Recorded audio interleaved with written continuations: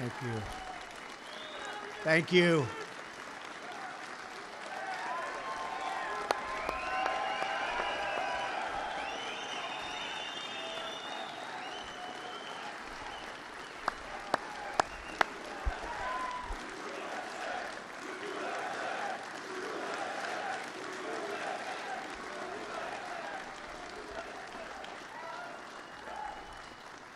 Well, thank you very much. This is certainly being home for me. I spent a lot of time right here. I was in Queens, so I'd come here, and this was like the luxury location for me. And I love it. I love the people here. Even coming in from the airport, I sat with Nikki Haley, who's here someplace. Where's our Nikki? Ambassador Nikki Haley, who is so incredible.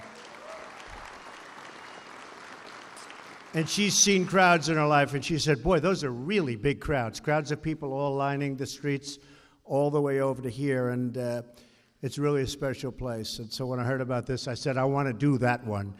But I really wanted to do it not because of location, but because, as you know, I am the big, big believer and admirer of the people in law enforcement, okay? From day one. From day one. We love our police, we love our sheriffs, and we love our ICE officers. And hard. Thank you. They have been working hard. Together, we're going to restore safety to our streets and peace to our communities. And we're going to destroy the vile criminal cartel MS-13 and many other gangs. But MS-13 is particularly violent. They don't like shooting people because it's too quick. It's too fast. I was reading one of these animals was caught and explaining they like to knife them and cut them and let them die slowly because that way it's more painful and they enjoy watching that much more. These are animals. We're joined today by police and sheriffs from Suffolk, Nassau, Dutchess, and Ulster counties, state police from New York and New Jersey, many of you I know, great friends, immigration and customs enforcement officers, and law enforcement personnel from a number of federal agencies. So we're loaded up with great people, that's what I call it.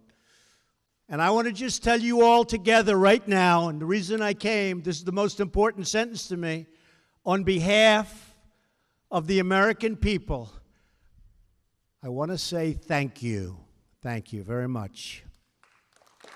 Thank you.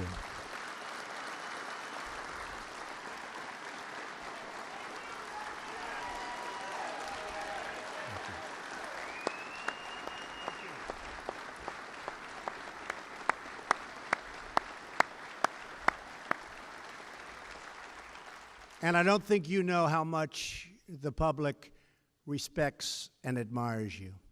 You're saving American lives every day, and we have your backs. Believe me, we have your backs 100%. Not like the old days. Not like the old days.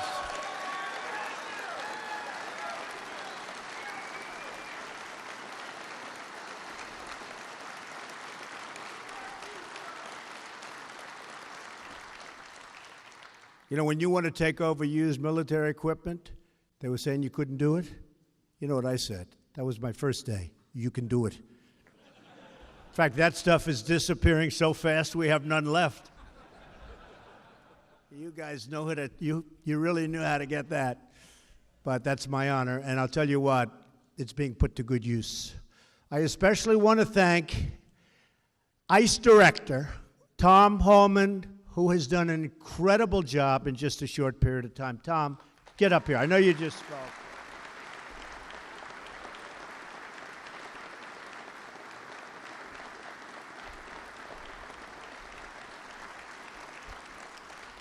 Tom is determined to rid our nation of cartels and criminals who are preying on our citizens. And I can only say to Tom, keep up the great work. He's a tough guy. He's a tough cookie. Somebody said the other day, they saw him on television, they were interviewed after that They said, he looks very nasty. He looks very mean. I said, that's what I'm looking for. That's exactly what I was looking for. And for that, I want to congratulate John Kelly, who has done an incredible job of Secretary of Homeland Security. Incredible. One of our real stars. Truly one of our stars. John Kelly is one of our great stars. You know, the border's down 78%. Under past administrations, the border didn't go down, it went up. But if it went down 1%, it was like this was a great thing. Down 78%. And in fact, the southern border of Mexico, we did them a big favor, believe me. They get very little traffic in there anymore because they know they're not going to get through the border to the United States. So that whole group has been incredible, led by General Kelly. Let me also express our gratitude to the members of the New York delegation here today. Congressman Chris Collins, where's Chris? Where's Chris? Oh, Chris, right from the beginning, he said Trump is going to win. Trump is going to win. That's why I like him. I didn't like him that much before. Now I love him. I'll never...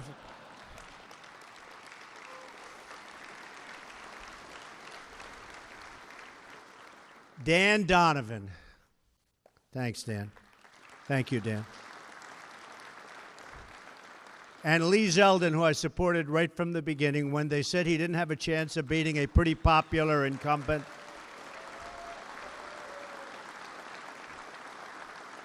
And I saw him in a debate. I said, I think this guy's going to win. But he fought a pretty popular guy. And I said, I think he's going to win. And went heavy for him, and he won. And he won pretty easily, didn't you? Pretty good. I'm proud of you. Great job. And, of course, a legend, somebody that we all know very well, sort of my neighbor, because I consider him a neighbor. But he's really a great and highly respected man in Washington, Congressman Peter King. Peter.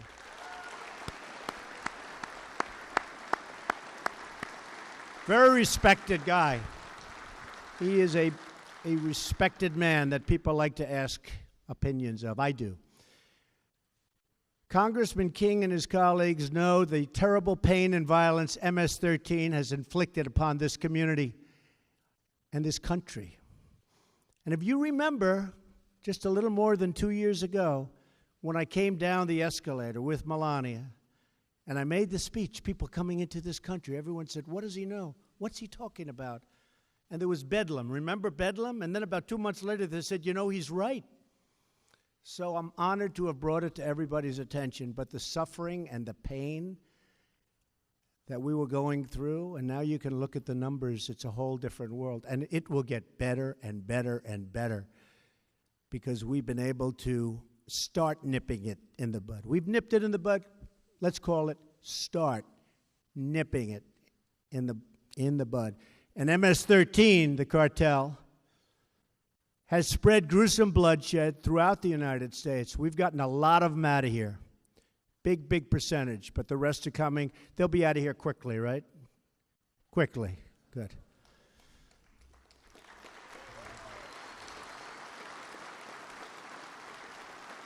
So I asked Tom on the plane. He was never in Air Force One. I said, how do you like it? He said, I like it. But I said, hey, Tom, let me ask you a question. How tough are these guys, MS-13? He said, they're nothing compared to my guys. Nothing. And that's what you need. Sometimes that's what you need, right? For many years, they exploited America's weak borders and lax immigration enforcement to bring drugs and violence to cities and towns all across America. They're there right now because of weak political leadership, weak policing, and in many cases because the police weren't allowed to do their job. I've met police that are great police that aren't allowed to do their job because they have a pathetic mayor or a mayor doesn't know what's going on. But yeah.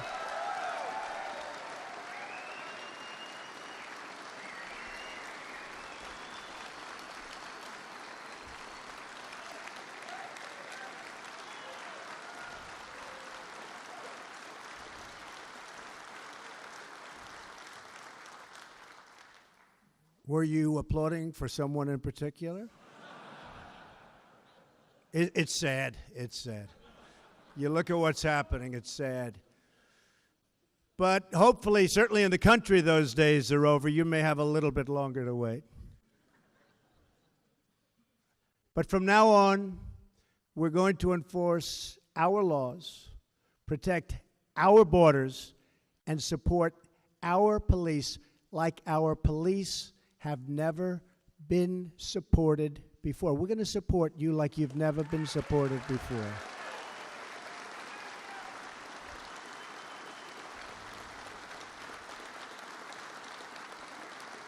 Few communities have suffered worse at the hands of these MS-13 thugs than the people of Long Island. Hard to believe. I grew up on Long Island. I didn't know about this. And then all of a sudden, this is like a new phenomena. Our hearts and our nation grieve for the victims and their families. Since January 16, think of this.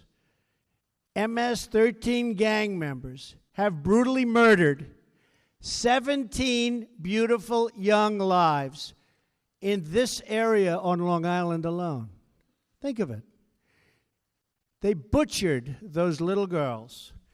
They kidnap, they extort, they rape, and they rob.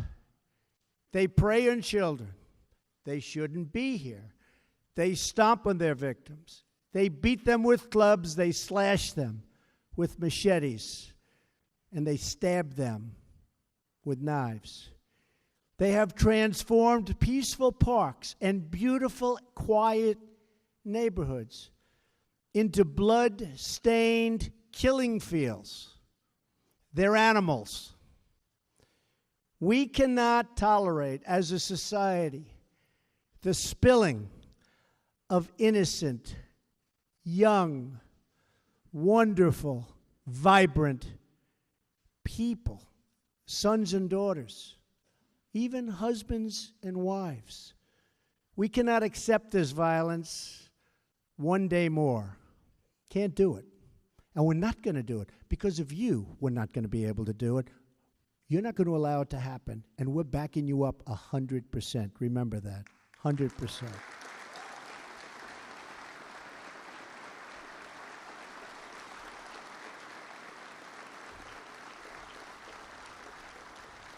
It is the policy of this administration to dismantle, decimate, and eradicate MS-13 at every other, and I have to say, MS-13, that's a name, rough groups, that's fine. We got a lot of others.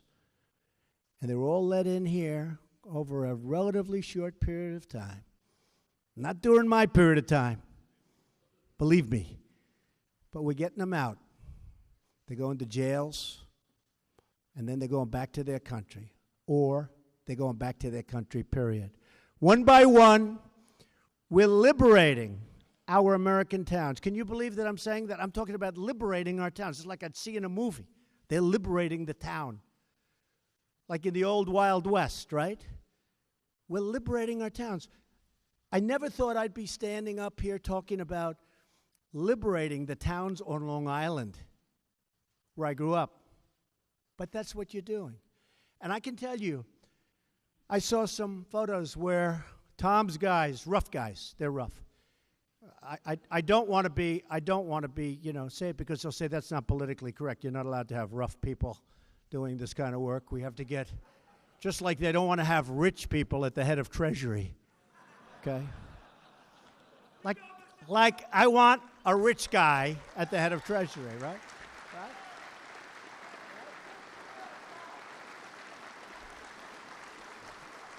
I want a rich guy at the head of commerce, because we've been screwed so badly on trade deals. I want people that made a lot of money now to make a lot of money for our country. And by the way, as I was walking up, they just gave me the numbers. Our numbers just came out this morning. GDP is up double from what it was in the first quarter.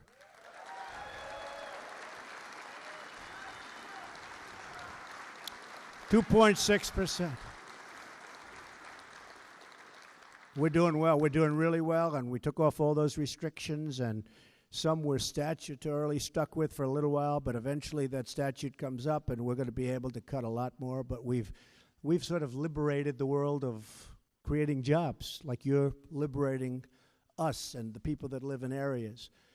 But I have to say, one by one, we are indeed freeing up these great American towns and cities that are under siege from gang violence. Look at Los Angeles. Look at what's going on in Los Angeles. Look at Chicago. What is going on? Is anybody here from Chicago? We have to send some of you to Chicago, I think. What's going on? I mean, you see what's happening there? Do we agree? Is there something maybe? Is there something?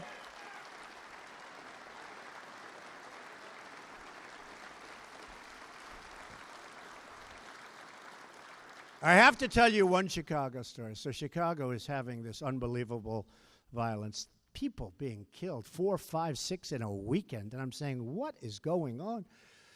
And when I was running, we had motorcycle brigades take us to the plains and stuff. And one of the guys, really good, you could see a really respected officer, police officer. He was at the head. He was the boss.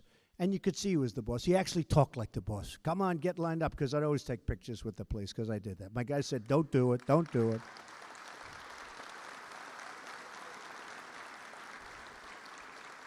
Other candidates didn't do it that I was beating by 40 points. Can you believe it? But I did it. Maybe that's why I was winning by 40 points. But other candidates wouldn't do it. But I always took the pictures with the police. But we're in Chicago, and we have massive motorcycle brigades. And, you know, those people have to volunteer. I don't know if you know that, but from what I understand, they have to volunteer. And I had the biggest brigades. I had brigades sometimes with almost 300 motorcycles. Even I was impressed. I'd look ahead, and it was nothing but motorcycles because they'd volunteer from all over various states. But there's one guy who was impressive. He was a rough cookie and really respected guy. I could see he was respected. And he said, all right, come on, get over here, get over here. He's got to get to work, get over here. And I said, so let me tell you, you're from Chicago? Yes, sir.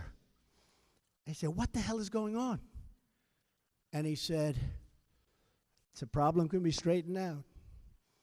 I said, how long would it take you to straighten out this problem? He said, if you gave me the authority, a couple of days. I really mean it. I said, you really think so? He said, a couple of days. We know all the bad ones. We know them all. He said, the officers, you guys, you know all the bad ones in your area. You know them by their names. He said, we know them all. A couple of days. I said, you got to be kidding. Now, this is a year and a half ago. I said, give me your card. And he gave me a card. And I sent it to the mayor. I said, you ought to try using this guy. Guess what happened? Never heard.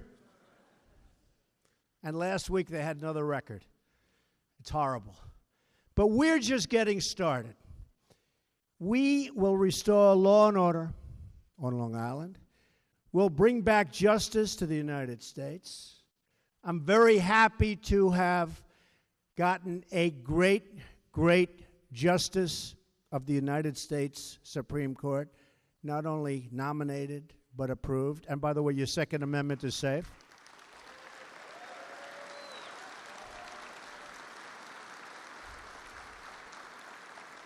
Your Second Amendment is safe. I feel very good about that. Wasn't looking so good for the Second Amendment, was it, huh? If Trump doesn't win, your Second Amendment is gone. Your Second Amendment would be gone. But I have a simple message today for every gang member and criminal alien that are threatening so violently our people. We will find you, we will arrest you, we will jail you, and we will deport you.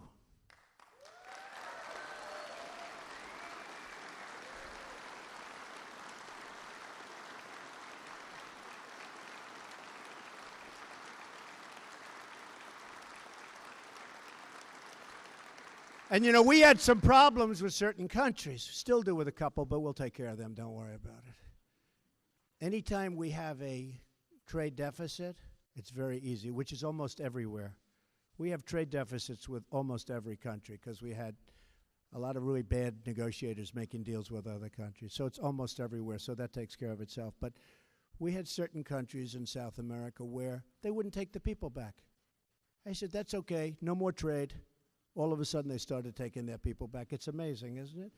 They used to send to the former Secretary of State, the country, please call, would you please work it so that we can take, and they used to just tell her, no, we won't take back.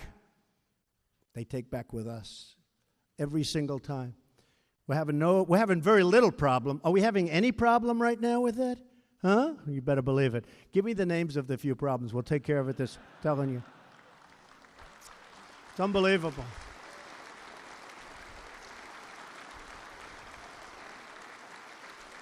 One of the people that represented the other administration, I said, why didn't you use that, the power of economics? Sir, we think one thing has nothing to do with another. I said, oh, really?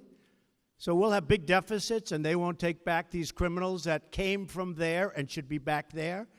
Well, believe me, to me, everything matters. But they're all taking them back. ICE officers recently conducted the largest crackdown on criminal gangs in the history of our country. In just 6 weeks, ICE and our law enforcement partners arrested nearly 1,400 suspects and seized more than 200 illegal firearms and some beauties and nearly 600 pounds of narcotics. The men and women of ICE are turning the tide in the battle against MS-13. But we need more resources from Congress, and we're getting them. Congress is actually opening up and really doing a job. They should have approved health care last night, but you can't have everything. Boy, oh boy. They've been working on that one for 7 years. Can you believe that? The swamp. But we'll get it done. We're going to get it done. You know, I said from the beginning, let Obamacare implode and then do it. I turned out to be right. Let Obamacare implode.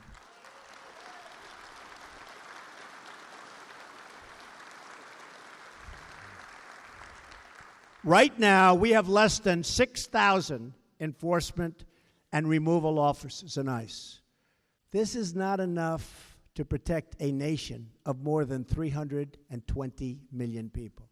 It's essential that Congress fund another 10,000 ICE officers, and we're asking for that, so that we can eliminate MS-13 and root out the criminal cartels from our country. Now, we're getting them out anyway, but we'd like to get them out a lot faster. And when you see these towns, and when you see these thugs being thrown into the back of a paddy wagon, you just see them thrown in, rough.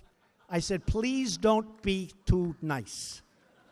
Like when you guys put somebody in the car and you're protecting their head, you know, the way you put their hand over. Like, don't hit their head, and they've just killed somebody, don't hit their head. I said, you can take the hand away, okay?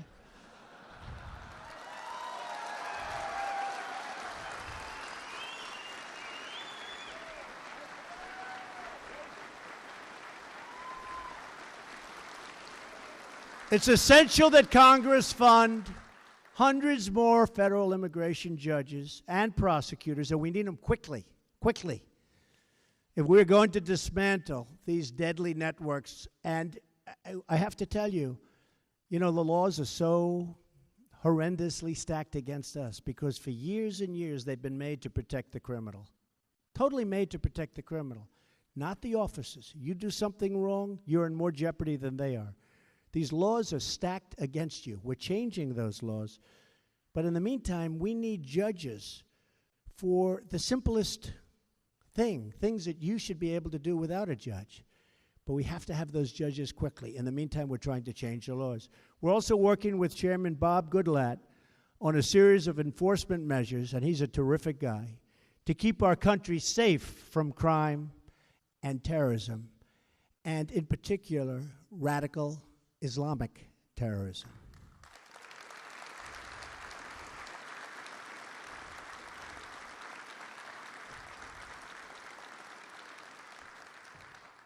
A term never uttered by past administration.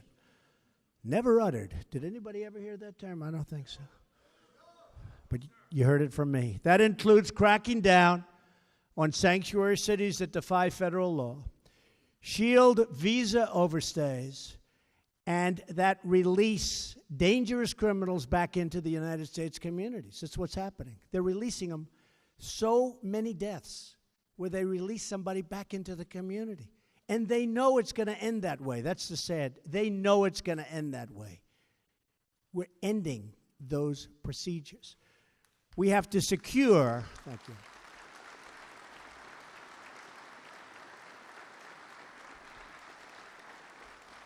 I spoke to parents, incredible parents.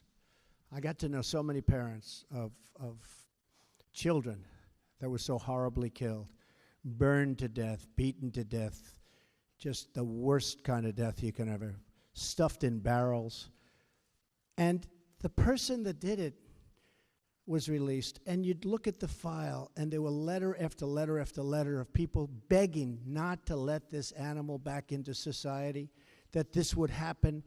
It would happen quickly. It wasn't even like it would happen over a long period of time. They were saying it would happen quickly. It's total violence. He's a totally violent person. You cannot let this person out.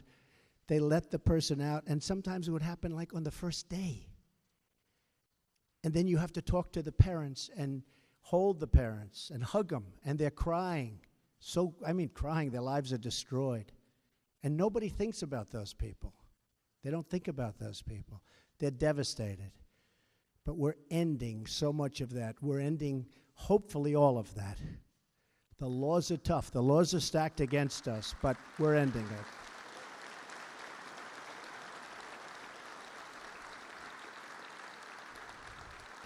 So we're going to secure our border against illegal entry, and we will build the wall. That I can tell you. In fact, last night, you don't read about this too much, but it was approved $1.6 billion for the phase 1 of the wall, which is not only design, but the start of construction over a period of about 2 years, but the start of construction for a great border wall. And we're going to build it. The wall is vital, and vital as a tool for ending the humanitarian disaster brought on by drug smugglers. And new words that we haven't heard too much of, human traffickers. This is a term that's been going on from the beginning of time, and they say it's worse now than it ever was. You go back 1,000 years where you think of human trafficking. You go back 500 years, 200 years, 100 years. Human trafficking, they say, think of it, what they do, human trafficking is worse now, maybe, than it's ever been in the history of this world. We need a wall. We also need it, though, for the drugs, because the drugs aren't going through walls very easily, especially the walls that I build. I'm a very good builder. You people know that better than most, because you live in the area. That's why I'm here. We'll build a good wall. No, we're going to build a real wall. We're going to build a wall that works. And it's going to have a huge impact on the inflow of drugs coming across. The wall is almost, that could be one of the main reasons you have to have it. It's an additional tool to stop the inflow of drugs into our country. The previous administration enacted an open-door policy to illegal immigrants from Central America. Welcome in. Come in, please. Please. As a result, MS-13 surged into the country and scoured and just absolutely destroyed so much in front of it. New arrivals came in, and they were all made recruits of each other, and they fought with each other, and then they fought outside of each other, and it got worse and worse, and we've turned that back.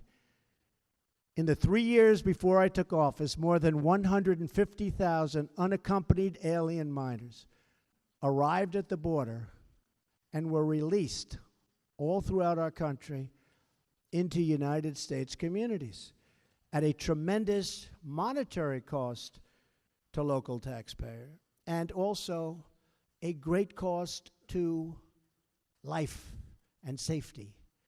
Nearly 4,000 from this wave were released into Suffolk County. Congratulations.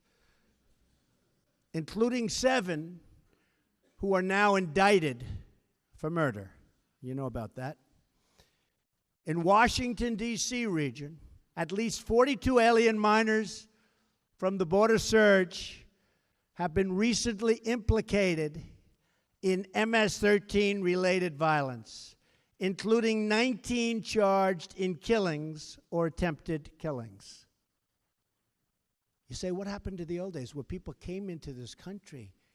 They worked and they worked and they worked and they had families and they paid taxes and they did all sorts of things and their families got stronger and they were closely knit. We don't see that. Failure to enforce our immigration laws had predictable results: drugs, gangs, and violence. But that's all changing now. Under the Trump administration, America is once more a nation of laws, and once again, a nation that stands up for our law enforcement officers.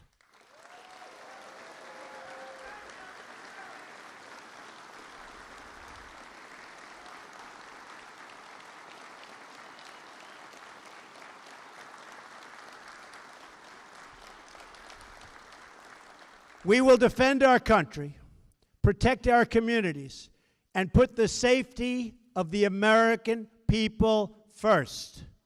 And I'm doing that with law enforcement, and we're doing that with trade, and we're doing that with so much else. It's called America First. It's called an expression I'm sure you've never heard of: make America great again. Has anybody heard that expression? Who heard that?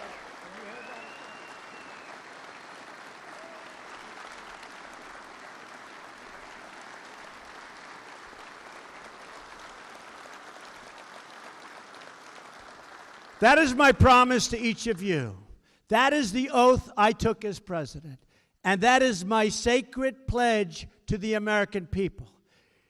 Thank you, everyone here today. You are really special, special Americans. And thank you in particular to the great police, sheriffs, and ICE officers. You do a spectacular job. The country loves you. The country respects you. You don't hear it, but believe me, they respect you as much as they respect anything there is to respect about our country. You are spectacular people.